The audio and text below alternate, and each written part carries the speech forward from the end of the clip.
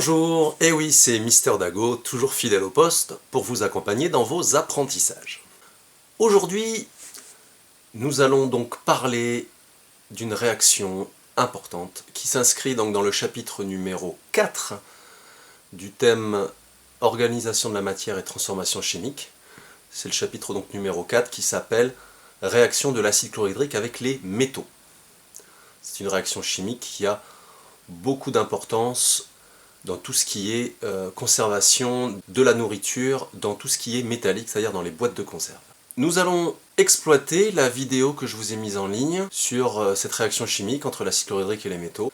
Et le but ultime, c'est d'écrire l'équation de réaction entre ces espèces chimiques. Grâce aux équations de réaction que vous avez pu voir en classe de 4e, pour pouvoir rendre compte de ce qu'il se passe au niveau atomique sur cette réaction chimique. Pour faire le bilan de cette réaction chimique, nous devons utiliser tous les tests qui ont pu être faits au cours de cette réaction chimique, c'est-à-dire avant la réaction et après la réaction. Nous allons revenir sur des choses aussi importantes que l'état initial, l'état final, les réactifs et les produits. Avant d'écrire cette équation de réaction, regardons ce qu'il se passe au cours de cette réaction chimique, avant et après.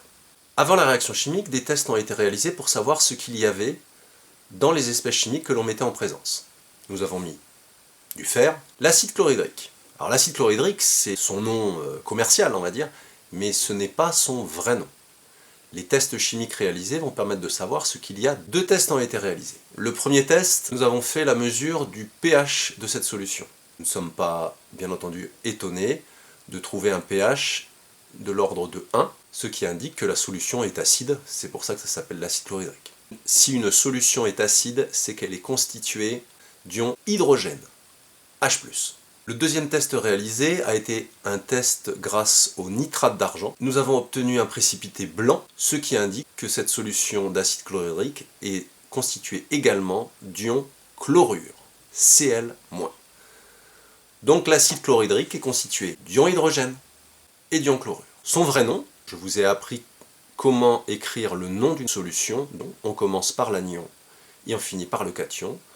Donc le vrai nom de l'acide chlorhydrique, c'est une solution de chlorure d'hydrogène. Quand nous mettons en présence du fer et de l'acide chlorhydrique, en réalité, on mélange du fer, des ions hydrogène et des ions chlorure. Est-ce qu'ils vont tous participer à la réaction chimique? Ça, on ne sait pas. En tout cas, ces 3 espèces chimiques constituent l'état initial. Des tests ont été réalisés après la réaction chimique. Après la réaction chimique, pour savoir ce qu'il s'est formé, ce qui est apparu au cours de cette réaction, des nouveaux tests ont été réalisés. Le premier, une solution de soude a été rajoutée, et il est apparu un précipité de couleur verte. Revenons sur le chapitre numéro 2 sur les ions. Lorsque l'on rajoute de la soude à une solution et qu'on obtient un précipité vert, c'est qu'il y a la présence d'ions Fer2, les ions Fer de plus. Ils n'étaient pas au départ, ils sont apparus au cours de la réaction. Donc, dans l'état final, nous trouvons des ions Fer2, Fe2+. Deuxième test, une solution à nouveau de nitrate d'argent a été rajoutée, et on obtient un précipité blanc. Ça veut dire à nouveau qu'il y a des ions chlorure dans l'état final. Est-ce que les ions chlorure sont apparus au cours de la réaction? Ben non, ils étaient déjà là avant.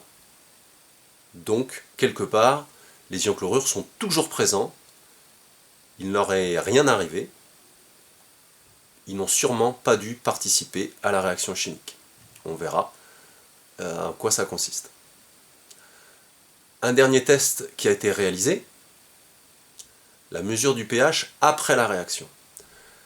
Le pH a augmenté. S'il a augmenté, ça veut dire que la solution est devenue moins acide. Il y a donc moins d'ions hydrogène H+ à la fin de la réaction. Donc l'état final, si on doit le résumer, nous avons des ions Fer2, Fe2+, des ions chlorure, Cl-. Et une dernière chose, un test a été réalisé avec une allumette. Lorsque l'allumette a été présentée à l'ouverture du tube, il y a eu une petite explosion qui s'est produite. Au cours de la réaction, on avait vu qu'il y avait aussi des bulles dans le tube à essai. Donc ça veut dire qu'il y avait un gaz qui se dégageait. Grâce à ce test de l'allumette, on peut savoir qui est ce gaz. Lorsqu'on présente une allumette à un gaz et qu'on obtient une petite explosion, c'est qu'il y a du dihydrogène. Donc, je résume à nouveau. Dans l'état final, il y a des ions fer de plus, des ions fer 2, des ions chlorure, Cl-, et du dihydrogène, H2. Maintenant, on a tout ce qu'il nous faut pour pouvoir écrire le bilan de réaction et l'équation de réaction. On se donne rendez-vous sur le tableau. En classe de 4e, lorsque vous avez étudié les combustions, vous avez pu voir que une réaction chimique, il y avait finalement 3 étapes. L'ensemble des espèces chimiques présentes avant la réaction, on appelle ça l'état initial. Ces espèces chimiques vont réagir ensemble, ce qui est traduit par la flèche, pour se transformer en de nouvelles espèces chimiques qui vont constituer ce qu'on appelle l'état final. Dans cet état initial, qu'est-ce que nous avons? Donc nous avons du fer, nous avons vu que nous avons des ions hydrogène et des ions chlorure. Ça, c'est l'état initial. Elles vont se transformer pour former l'état final avec le dihydrogène, l'ion fer 2 et l'ion chlorure. Il ne me reste plus qu'à rajouter la flèche. Comme je l'ai dit en introduction, l'ion hydrogène et l'ion chlorure constituent ce qu'on appelle l'acide chlorhydrique. Et l'ion fer 2 et l'ion chlorure constituent ce qu'on appelle le chlorure de fer 2. Vous ne serez donc pas étonné que le bilan de la réaction s'écrive comme ceci.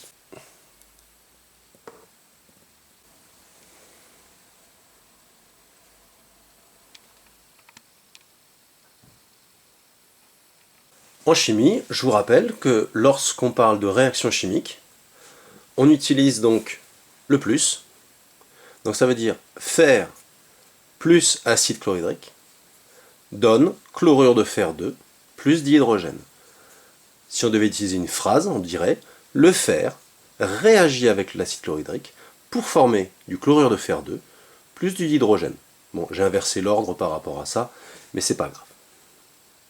Vous remarquez une chose importante, on voit que les ions chlorure interviennent à la fois dans l'état initial et dans l'état final. Mais ça veut dire une seule chose, c'est que finalement, ils sont là, mais ils n'ont pas participé à la réaction. C'est là que je vais vous parler d'une chose importante, il ne faut pas confondre l'état initial et les réactifs. L'état initial, c'est tout ce que vous mettez en présence. L'état final, c'est tout ce que vous avez à la fin. Mais les réactifs, ce sont les espèces chimiques qui vont réagir. Or, les ions chlorure, apparemment, n'interviennent pas dans la réaction. Et ça va nous permettre d'écrire un bilan simplifié. En classe de 3e, on travaille sur le bilan simplifié et aussi sur l'équation de réaction simplifiée. Je vous mettrai l'équation de réaction compliquée, bien entendu. Vous devez être en capacité d'écrire l'équation de réaction simplifiée. On n'exigera pas de vous l'écriture complète. Donc, je vais pouvoir enlever les ions chlorure. Et je vais donc pouvoir changer le bilan de réaction qui sera un petit peu plus facile à étudier. Et voici donc le bilan simplifié de la réaction chimique. Dans une équation de réaction, finalement, on ne met que les réactifs, c'est-à-dire ceux qui participent à la réaction chimique, et on ne met que les produits. L'ion chlorure n'est pas un produit, ce n'est pas une nouvelle espèce chimique. Elle était là avant, et elle était là après. Contrairement aux autres, le fer s'est transformé en ion fer 2, l'ion hydrogène s'est transformé en dihydrogène. Eux, ce sont des réactifs et des produits. Donc voici le nouveau bilan de réaction sur lequel on va pouvoir travailler pour établir, écrire l'équation de réaction. Maintenant, pour établir l'équation de réaction, c'est-à-dire la 3e étape, première étape, je fais l'expérience, 2e étape, j'établis le bilan de réaction, 3e étape, j'écris l'équation de réaction. Tout d'abord, je vais traduire avec donc des boules de couleur, comme ce qu'on utilise avec les modèles moléculaires. Donc le fer. mis cette petite boule grise. L'ion hydrogène. L'ion fer de plus. Et le dihydrogène. Je n'oublie pas bien sûr de rajouter les plus entre chaque. Voilà. Là, je n'ai fait que traduire. Je n'ai pas équilibré. Rappelons-nous donc cette phrase universelle. Rien ne se perd, rien ne se crée, tout se transforme. On avait vu qu'en classe de 4e, cela signifiait que, au cours d'une réaction chimique, le nombre d'atomes présents dans l'état initial, du côté des réactifs, et dans l'état final, du côté des produits, à droite, nous devons retrouver exactement le même nombre d'atomes. Alors cette loi de conservation va se décliner en deux étapes. Il faut retrouver le même nombre d'atomes, mais il y a une autre chose qui doit se conserver aussi, c'est la charge. Et oui, il faut que j'ai autant de plus à gauche qu'à droite, ou autant de moins à gauche qu'à droite. Sachant que, n'oubliez pas, globalement, l'ensemble va être électriquement neutre. Là, je n'ai pas mis les ions chlorure, donc on a l'impression qu'il n'y a que des charges plus, mais non, je vous rappelle qu'il y a les ions chlorure qui sont là pour équilibrer. Alors, on va compter. Donc ça va se faire en deux étapes. Première étape, je compte juste les atomes, et ensuite, je m'occupe des charges. Donc pour l'instant, on ne va pas tenir compte du fait qu'il y a un plus sur H, et un 2 plus sur F et 2 plus. On l'oublie. Ok? Alors, on compte, tout simplement. J'ai combien de boules qui correspondent au fer? J'en ai une. À droite. J'en ai une aussi. Donc du côté du fer, j'ai la conservation des atomes. J'ai autant de fer à gauche que de fer à droite. C'est bon. Pour les hydrogènes, j'oublie donc la charge plus pour l'instant. J'ai un atome d'hydrogène ici. J'ai un hydrogène. À droite, j'en ai deux. Donc, il m'en manque. Je n'ai pas le droit de rajouter autre chose que ce qui est dans le bilan. Donc je n'ai pas le droit de rajouter autre chose que du H+. J'ai deux hydrogènes à droite, et bien je vais avoir deux hydrogènes à gauche. Ben, j'ai fait le tour. Hein. Vous avez vu, quand c'est l'équation de réaction simplifiée, c'est assez simple. Maintenant, on va s'occuper des charges. On va vérifier si ça fonctionne bien. Comptons le nombre de charges à gauche. Ici, j'ai une charge plus sur cet ion hydrogène. Maintenant, je peux dire ion hydrogène. Et j'en ai une autre charge positive ici. Donc ça veut dire qu'ici, j'ai deux charges plus. Donc il me faut aussi deux charges plus à droite. Regardons à droite.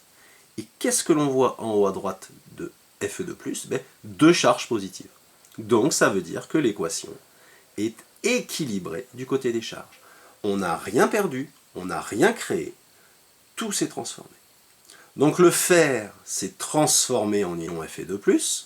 Au niveau atomique, si on devait refaire le travail qu'on a fait sur le chapitre numéro 2, eh ben, on a vu que le fer a perdu deux charges négatives, il a perdu deux électrons. Et bien entendu, qui les a récupérés? Eh ben, c'est l'hydrogène, parce que lui il était chargé positivement, et maintenant il est neutre. D'accord? Donc maintenant je vais écrire l'équation de réaction qui correspond à ce bilan. Pour le bilan complet, il y aura une deuxième équation de réaction. Voilà, j'ai traduit l'équation de réaction, écrite avec les modèles moléculaires. Ici donc, un atome de fer, plus deux ions hydrogène, donne Fe2+, plus H2. Est-ce que ça traduit bien le bilan de réaction? Nous avions du fer au départ. Nous l'avons fait réagir avec de l'acide chlorhydrique, donc de l'ion hydrogène. Il s'est formé des ions Fe2+, donné le précipité vert kaki avec la soude, et ensuite il s'est formé du dihydrogène qui a fait la petite explosion avec l'allumette. J'ai mis un 1 ici, je pourrais aussi en rajouter un ici. Les 1 ne sont pas obligatoires, vous pouvez les mettre entre parenthèses. Ils ne sont pas obligatoires, je les mets comme ça parce que parfois ça aide certains élèves. Si vous les mettez, il n'y a pas de souci, si vous ne les mettez pas, il n'y a pas de souci non plus. Quand il n'y a rien, c'est qu'il y en a un. Donc ça c'est le bilan simplifié. Certains d'entre vous vont y arriver dès le départ avec l'équation de réaction. D'autres auront besoin de passer par ces petites boules de couleur, vous qui voyez. Donc maintenant, il va falloir passer au bilan complet, qui n'est pas exigible, je vous le rappelle, en classe de 3e. Pour l'écriture de l'équation de réaction complète, qui correspond donc à l'écriture du bilan fer plus acide chlorhydrique donne chlorure de fer plus dihydrogène, je vais partir de celle qui est déjà équilibrée, ça compliquera moins la vie. Ce dont il faut se souvenir, c'est que, c'est quoi l'acide chlorhydrique? c'est une solution qui contient des ions chlorure et des ions hydrogène. Ça, c'est la solution d'acide chlorhydrique. L'acide chlorhydrique, c'est du chlorure d'hydrogène. Je vous rappelle qu'une solution ionique est constituée d'ions et l'ensemble est électriquement neutre. Une charge moins, une charge plus. Ça veut dire que quand je travaille sur un ion hydrogène, je travaille aussi sur un ion chlorure. Donc, comme j'ai deux ions hydrogène, eh bien, vous êtes bien d'accord, j'ai deux ions chlorure ici. On a deux fois une solution qui est neutre. On retrouve cette neutralité. Je vous avais dit que la matière est électriquement neutre, que ce soit des atomes, des molécules ou des solutions ioniques. Il y a deux façons de faire pour équilibrer à droite. Nous avons combien d'ions chlorure ici? Eh bien, on en a deux. Je ne reviens pas sur le reste était déjà équilibré. Normalement, on ne touche à rien. Eh bien, c'est simplement, je fais rajouter deux ions chlorure ici. Et ça, c'est une solution de chlorure de fer. Vérifions si cette solution est électriquement neutre. Une charge moins, deux charges plus. Vous voyez, ça fonctionne. Ça, c'est la formule du chlorure de fer 2. C'est Fe2+, et 2Cl-. Donc il ne me reste plus qu'à écrire l'équation de réaction. Voici l'écriture de l'équation de réaction. Je vais reprendre ce que j'ai fait ici, et je le réécris. Il y a un atome de fer, donc fer, là vous avez remarqué, je n'ai pas écrit le 1 devant, déjà j'ai plus la place, il faut vous y habituer. Pourquoi j'ai écrit ça entre parenthèses? Tout ça là, ça représente l'acide chlorhydrique. L'acide chlorhydrique c'est H+, Cl-. On ne peut pas les séparer. Quand il y a du H+, il y a du Cl-. Donc, il y a deux acides chlorhydriques. Et on le vérifie bien. Hein. H+, Cl- c'est collé ensemble. Et j'ai deux fois ça. La flèche de transformation. Pareil, dans une solution ionique, on commence par le cation et on finit par l'anion. Lorsqu'on les appelle, c'est le contraire. Fe2+, et 2Cl-, donc je mets Fe2+, point virgule, 2Cl-. Ça, c'est le chlorure de fer 2 qu'on retrouve ici. Plus le dihydrogène. Voilà. Et vous voyez, ça traduit bien ce qui est écrit en haut. Fer plus acide chlorhydrique. Alors dans la phrase fer plus acide chlorhydrique, on ne dit pas plus 2 acide chlorhydrique. Ça veut juste dire le fer réagit avec l'acide chlorhydrique pour donner du chlorure de fer 2 et du dihydrogène. C'est un moment un petit peu compliqué, mais comme je vous l'ai dit, vous devez savoir écrire le bilan simplifié avant tout. Mais on fait quand même de la chimie, donc c'est important d'aller jusqu'au bout des choses. Et voilà, voici donc la réaction entre l'acide chlorhydrique et le fer qui est terminée. Ça clôture aussi le chapitre numéro 4. Encore et encore, vous voyez, ce sont des chapitres qui s'enchaînent très vite, avec des notions plus ou moins compliquées, et qui ne sont pas malheureusement facilitées par le confinement. J'espère que tout sera clair pour vous, grâce aux devoirs que je vais vous donner sous la forme d'un QCM ou même un travail à rédiger. J'espère que ça vous éclaircira, parce qu'on va dire que c'est la partie pour moi la plus compliquée de l'année. Alors courage! Courage pour le reste, courage bien sûr pour les devoirs qui vont venir, et j'espère que tout se passe bien chez vous. Moi, ça va. Allez, je vous dis à très très bientôt, et n'hésitez pas à réagir à la vidéo sur le NT ou autre part si il y a des choses qui ne vous conviennent pas ou des choses qui vous posent problème. Je suis là pour ça, je suis Mister Dago, et je suis là pour vous accompagner dans vos apprentissages. À très bientôt.